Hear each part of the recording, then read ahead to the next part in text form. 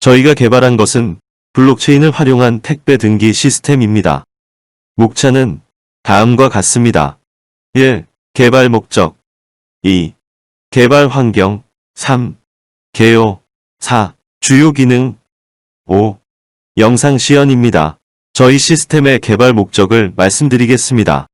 위의 기사를 보면 엉뚱한 집으로 배송 완료하고 찾아가라 라는 기사가 있는데 택배 배송이 완료되지 않았는데 택배 기사가 임의로 배송 완료를 찍고 물건은 받지 못한 경우가 빈번하게 발생하고 본인이 아닌 다른 사람의 집에 택배가 오배송되는 경우가 발생하게 되는데 저도 이런 경험이 있기 때문에 오배송을 방지하고자 블록체인을 활용하여 개발하게 되었습니다.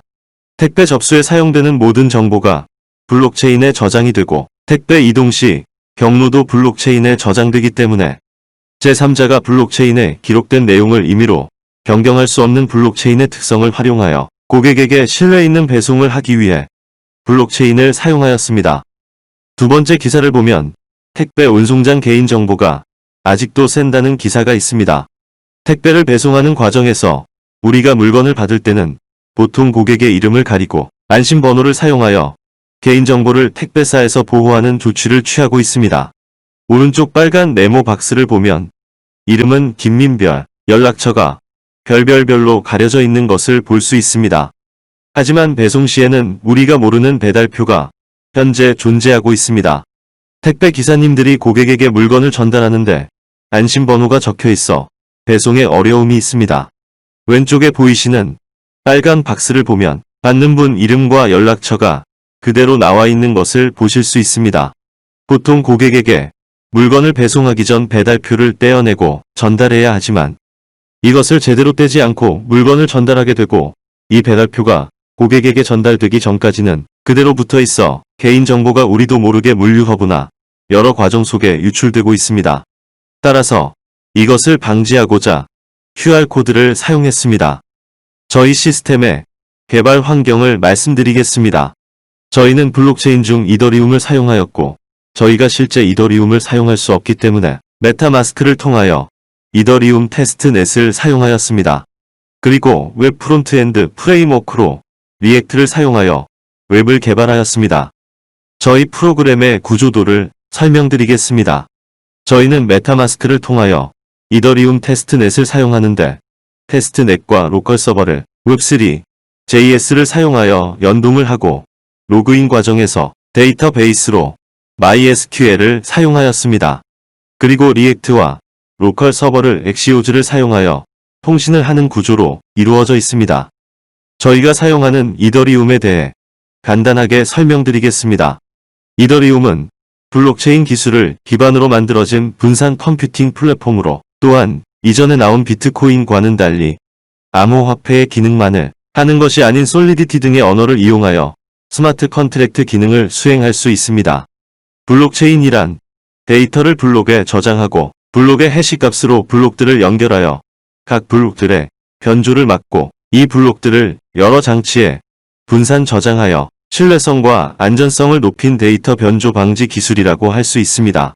그리고 이더리움이 가장 많은 디앱을 가지고 있어 안정성이 높다고 판단하여 이더리움을 선택했습니다. 여기서 디앱이란 스마트 컨트랙트를 기반으로 작동하는 어플리케이션을 말합니다. 그리고 저희가 이더리움을 선택한 큰 이유 중 하나는 스마트 컨트랙트 때문입니다. 스마트 컨트랙트란 지금까지 서면으로 이루어지던 계약을 코드로 구현하고 특정 조건이 충족되었을 때 해당 계약이 이행되게 하는 기술입니다. 택배의 개인정보의 유출을 막으면서 중간에 데이터가 변조되는 것까지 막기 위해 블록체인을 선택했고 거기에 수신자가 본인이 아니면 받지 못하게 하여 택배의 분실을 막는 시스템을 도입하기 위해 비밀번호 입력이라는 것을 저희가 사용했는데 이러한 과정을 스마트 컨트랙트를 이용하여 택배를 받을 때 수신인이 맞는지 확인하는 방법에 적용하였습니다. 그래서 저희는 택배 운송장 대신 QR코드만 부착함으로 개인정보 유출을 막고 택배에 부착된 하나의 QR코드만을 이용하여 물류센터인 허브와 배송기사가 배송 처리를 하게 되고 고객은 배송 조회를 QR코드로 이용하는 시스템을 개발하게 되었습니다. 추가로 말씀드리면 저희 택배 시스템은 저희가 평소에 사용하는 일반 택배 시스템이 아니라 민감한 서류나 보안이 필요한 물건 배송을 대상으로 하는 배송 시스템입니다. 처음 택배를 접수하게 되면 왼쪽과 같은 영수증을 받게 됩니다. 왼쪽의 영수증은 현재 우체국에서 제공하는 영수증인데 오른쪽 상단에 있는 QR코드처럼 저희도 영수증에 QR코드를 추가적으로 제공하게 됩니다. 따라서 고객은 이 QR코드를 인식하게 되면 오른쪽과 같은 간단한 정보와 배송 상태를 확인할 수 있습니다. 그리고 택배 접수 시 비밀번호가 필요한 이유에 대해 설명드리겠습니다. 택배를 접수할 때 저희는 제3자가 물건을 받을 수 없게 비밀번호를 도입하게 되었습니다. 물건을 보내는 사람이 예를 들어 비밀번호를 1234라고 한 후 물건을 받는 사람에게 전화나 문자를 통해 배송기사님이 물건을 전달해 줄 때 1234를 입력하면 된다라고 알려줍니다. 그러면 물건을 받는 사람이 1234라는 비밀번호를 입력해야지만 배송이 완료되게 됩니다. 따라서 가장 처음에 보셨던 뉴스기사처럼 택배기사는 비밀번호를 몰라 임의로 배송 완료를 할 수 없게 되고 만약 물건이 오배송되게 되면 본인이 아니기 때문에 비밀번호를 몰라 배송이 잘못되었다는 것을 알 수 있습니다. 그리고 비밀번호를 입력하여 배송이 완료되게 되면 스마트 컨트랙트를 통해 이더리움의 고객 배송 정보가 배송 중에서 배송 완료로 변경되기 때문에 해커가 임의로 변경하게 되더라도 변경 내역은 반드시 블록체인에 남아있기 때문에 고객에게 배송의 신뢰도를 높이기 위해 이러한 과정의 블록체인을 사용하게 되었습니다. 그리고 택배의 배송 과정은 물류센터에서 다른 물류센터나 고객이 사는 지역의 대리점으로 물건이 전달되는 과정을 거칩니다. 왼쪽의 그림처럼 물류센터에서는 단말기를 이용하여 QR코드를 인식해 다음 터미널로 전달하게 됩니다. QR코드를 인식하게 되면 오른쪽 그림과 같은 창이 나오는데 배송 과정에서 물류센터 직원은 고객의 이름, 연락처 등 개인정보가 필요하지 않기 때문에 이전 터미널 다음 터미널 배송 주소만을 QR코드를 통해 확인할 수 있어 개인정보 유출을 막을 수 있습니다. 물건이 해당 지역의 대리점에 도착하게 되면 배송기사를 통해 최종적으로 고객에게 전달되게 됩니다.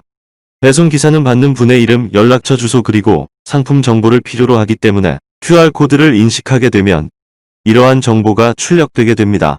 그리고 고객은 앞에서 설명드렸던 물건을 보내는 사람이 알려준 비밀번호 입력하게 되면 배송이 완료되게 됩니다.